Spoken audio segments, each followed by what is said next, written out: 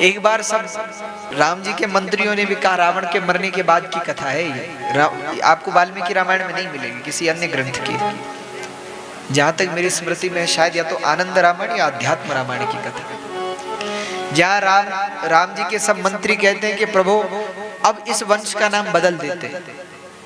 पहले इस वंश का नाम था सूर्य वंश, फिर सूर्य वंश में इक्ष्वाकु नाम के प्रतापी राजा हुए तो इक्ष्वाकु वंश नाम हो गया। फिर इसी वंश में आगे चलकर महान प्रतापी महाराजा रघु हुए तो रघुवंश हो गया। अब आप इसमें हुए हैं तो आज से रामवंश इसका नाम कर देते हैं। और तब वहां कुछ ब्राह्मण लोग आते हैं जो ऐतिहासिक थे, जिनको इतिहास का बड़ा ज्ञान था, वो राम जी से कहते हैं कि महाराज आप तो बहुत श्रेष्ठ हैं, पर महाराज रघु से श्रेष्ठ नहीं है। आपके वंश में जो जन्मे महाराज रघु ऐसे प्रतापी हुए कि उन जैसा प्रतापी कोई और नहीं है। देवता भी नित्य जिनका वंदन करते थे, ऐसे महाराज रघु हुए। और फिर उस प्रसंग में एक वर्णन आया है कि ब्राह्मण लोग कहते हैं कि हे रघुनाथ जी, रावण को मारने वाले भी रघु जी ही।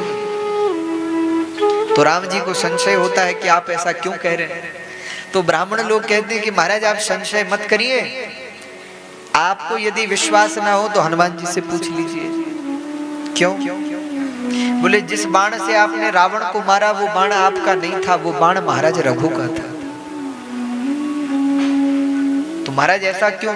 तो बोले आप तो सब जानते हैं, आपसे क्या छिपा है, फिर भी आप समाज में महाराज रघु की कीर्ति को पुनः करना चाहते हैं, इसलिए आप पूछ रहे हैं, तो हम बताते हैं। तो सब ब्राह्मणों ने राम जी से कहा है, बोले प्रभु पूर्व काल में रावण बहुत पुराना है, महाराज रघु के काल में भी था। तो रावण को जब पता चला कि मैंने दिग्विजय कर ली, सबको तो जीत लिया, पर अयोध्या के राजा पर विजय नहीं पा सका, क्योंकि वहां के राजा महाराज रघु बड़े सम्राट, बड़े प्रतापी राजा है। तो उसके मन में आया कि महाराज रघु से युद्ध करने को चलूं।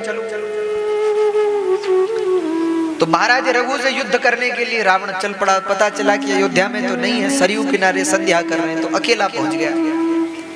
अब रघु महाराज संध्योपासन कर रहे थे, तो वहीं रावण आ गया, बोले हमसे युद्ध करो।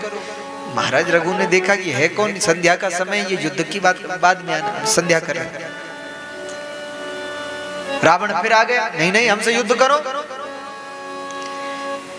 तो जब बहुत रावण परेशान करने लगा महाराज रघु को, तो ऐसे प्रतापी थे महाराज रघु कि संध्या का ही जल हाथ में ले लिया और उसको जो रावण पर फेंका तो रावण अचेत हो गया, संध्या के जल से मात्र। तो रावण समझ गया कि भैया इनको पराजित करना तो असंभव है, संध्या के जल से हमें पराजित कर दिया। तो वापस आया तो मंत्रियों से पूछा कि रघु में इतना बल क्यों है। बोले इनकी पत्नी बड़ी पतिव्रता है, अगर उनके पतिव्रत को नष्ट कर दिया जाए तो जरा ये हल्के हो जाएंगे, इनको पराजित करना सरल हो जाएगा। तो रावण महाराज रघु का रूप बना करके उनकी पत्नी के पास जाता है, और जैसे ही उनकी पत्नी के पास पहुंचा और वहां सूचना गई कि महाराज आ गए हैं वापस, तो द्वार पर आरती के लिए आई। तो जो रावण पर दृष्टि पड़ी तो पहचान गई कि मेरे पति नहीं है, ये कोई और है। तो तुरंत हाथ में जल लेकर कहा, मूर्ख बता तू कौन है, अन्यथा अभी तुझे श्राप से भस्म करूंगा। तब रावण भयभीत हुआ, हाथ जोड़ दिए कि मुझसे भूल हो गई, और रावण वहां से निकल चला। शाम को जब महाराज रघु पधारे तो उनकी धर्म पत्नी ने ये बात अपने पति को बताई कि आज आपका रूप बना करके लंका का राजा आया था। बोले देवी वो तो हमारे पास भी आया था।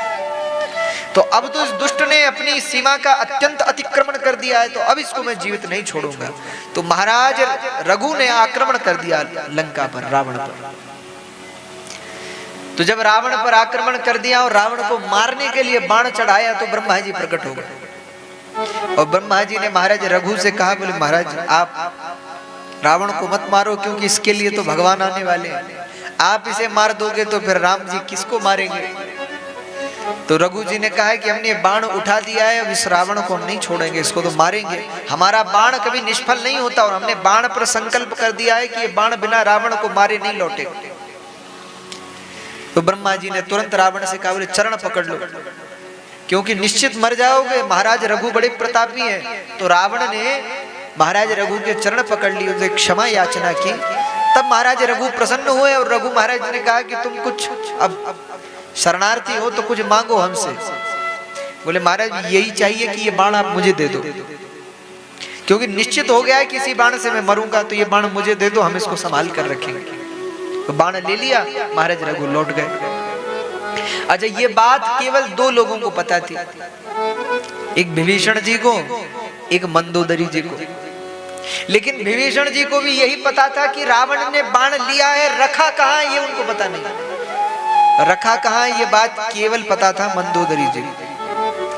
तो जब रावण से राम जी युद्ध करते, रावण मरता नहीं है, तो कथा आई है उसमें कि विभीषण जी हनुमान जी से कहते, बोले ऐसे नहीं मरेगा, उसी बाण से मरेगा।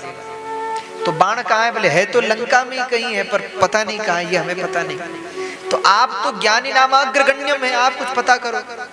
तो हनुमान जी रूप बदल करके दूत का रूप बना करके जाते हैं लंका में, और मंदोदरी के पास जाके कह देते हैं कि भाई रावण मर गया। अब जब मंदोदरी ये सुनती हैं तो वो विलाप करने लगती हैं, रोने लगती हैं। लेकिन रोते रोते मंदोदरी को याद आया कि मेरे पति कैसे मर सकते हैं, तो वो तुरंत उस दूत से कहती कि मेरे पति नहीं मर सकते। तो हनुमान जी दूत के रूप में थे, तो बोले क्यों नहीं मर सकते? अरे बोले जिस बाण से वो मरेंगे वो बाण तो इस खंबे में है, तो रावण मरेगा कैसे? हनुमान जी ने कहा बस यही आपसे पूछना था। तो हनुमान जी उस बाण को लेकर के जाते हैं, और फिर राम जी उस बाण के द्वारा रावण का अंत करते हैं। ऐसी भी कथा देखने को मिलती है। तब ब्राह्मणों ने ये कथा राम जी को सुनाई है। बोले महाराज उस बाण का चमत्कार है जो रावण मर गया। तो महाराज रघु का बड़ा नाम है, महाराज रघु जैसा कोई दोबारा राजा होगा नहीं, जिनके मर जाने के बाद भी उनका संकल्प जीवित रहा, और उस संकल्प से रावण की मृत्यु। तो इसलिए हमारे यहाँ राम जी को भी रघुनाथ कहते हैं, रघुवंशी है, रघुनाथ कहते हैं।